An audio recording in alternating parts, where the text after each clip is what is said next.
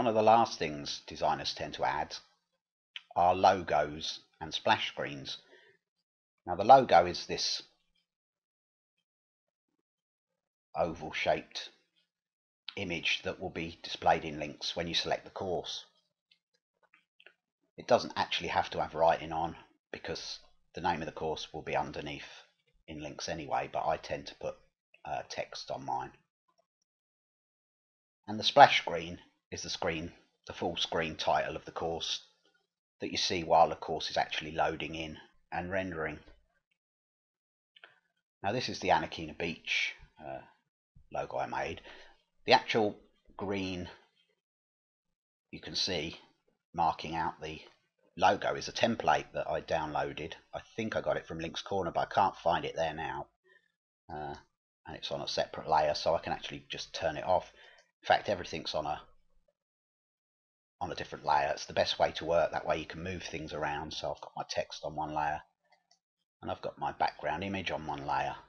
So I can shift things around to get them just how I want them before I flatten it and cut it out and save it. So I will post a download link in the video information for the templates because, as I say, I can't find them at the moment. I think they were created by Noel Kilner, but again, I'm not 100% sure as there's no README file in my zip file. Probably the best way, I've actually dropped in this template on a very irregular shaped screen I was working on, but probably the best thing to do is to actually load in the template first. This is the template with the transparent checkerboard showing, and probably the best thing is to select all, copy it, and then create a new image, which will then create an image in the correct size, 256 by 256, and we'll get a background. We can just paste the logo on the top, then we've got something to work on. Then it's just a matter of dropping an image in that we want to use. If I go to background and load in the image, it will drop between these two, so we'll keep this layer at the top, the template, so that we can always see it. So if I loaded in an image,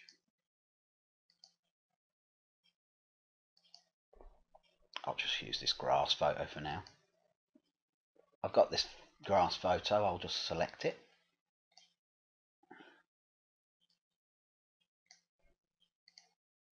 And copy it into my logo screen. Now I just need to resize it.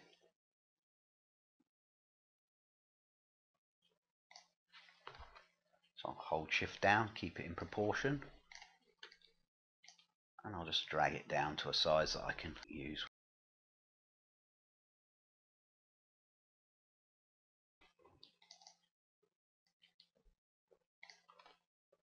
This one's a huge photo, so probably best to find something a bit more of a similar size, but that's getting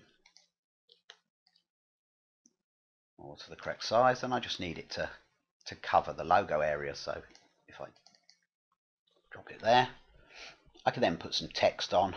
Again, I can create a new layer for that, so I'll just create a new layer.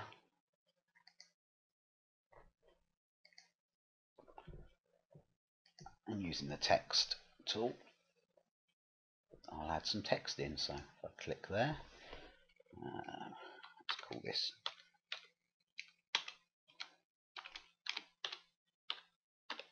new course.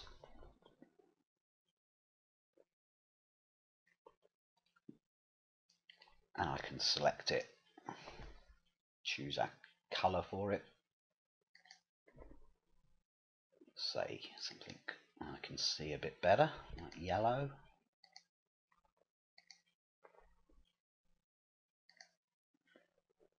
And what I can do, if I select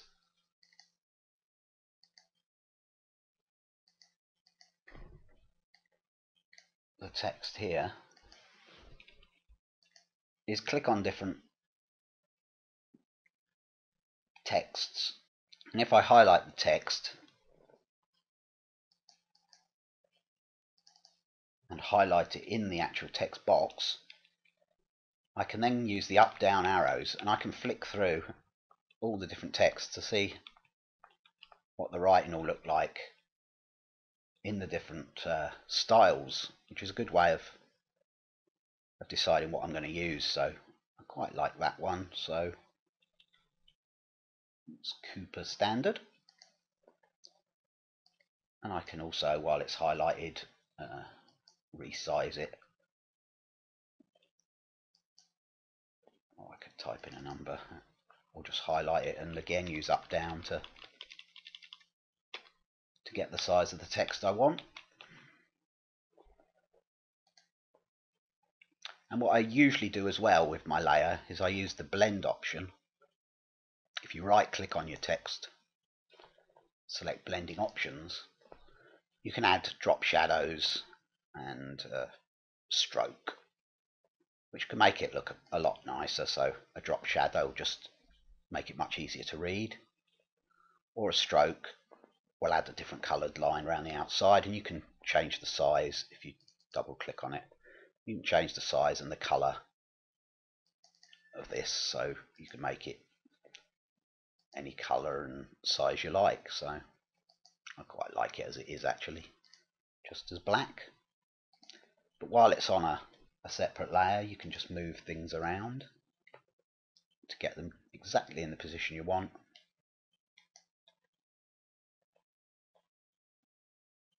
And once it's ready, just turn the logo off, flatten the image,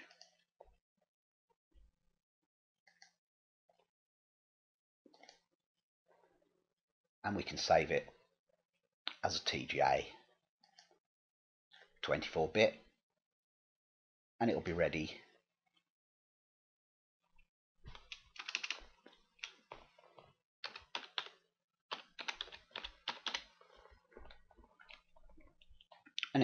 to add in to the APCD.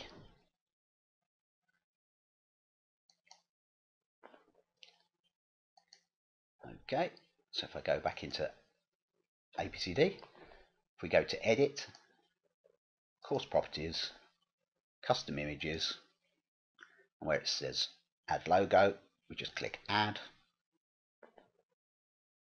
and we just need to find the file that we've saved.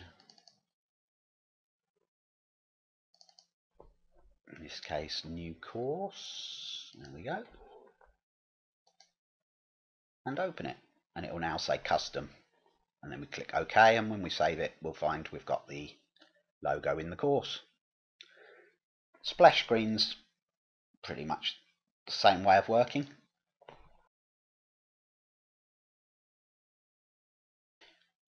Remember that these areas have been marked on the template just to let you know not to add things in this that's important, because they're going to get hidden. Down the bottom here is where the course is going to load, and you get the bar, so it's going to overwrite anything on your picture, so you don't want important names and things, because they're going to get deleted as the loading bar increases across. And the rendering oval's the same, it's going to appear in the middle at the end, so if you've got a long rendering time, you might not want this area to have anything written in, because you won't be able to read it once the rendering thing occurs. But it's exactly the same as the logo creating. It's at the size it needs to be, which in this case is 1280 by 1024. It's been found you can use larger sizes, but there could be memory issues. It's not really been tested much, so up to you whether you risk it. I stick with the standard size that it tells you should use. That way there shouldn't be any issues. But 1280 by 1024, and this needs to be saved as a JPEG. But I create them in exactly the same way as the logos. Just drop in different layers of text and images, position them, flatten them, and then save them off as a JPEG. And to add those into APCD, we go to add splash screen here. The same way, just click add and select the JPEGs we've created. Now I've had a problem with Photoshop that it won't accept my JPEGs. I've set them exactly the same as in CS3, which I had no problems at all with, but it just won't let me add JPEGs at the moment that I save on Photoshop CS5. I found a workaround for this. I just save them, then I load them into Microsoft Paint and save them again, and then they're fine. So whatever is causing the incompatibility is removed by saving them again in Microsoft Paint, but I've no idea what's causing the problem. But if you have the same issues, that's a workaround for that. So load in your splash screen. I'll just load this one in, and it will come up as a splash naught. Now you can have more than one splash screens if you want it to choose a random screen. So you can add another one. It will come in as splash 1, splash 2. Not sure if there's a limit. I've never added more than one myself, but if you want more than one splash screen, just add them.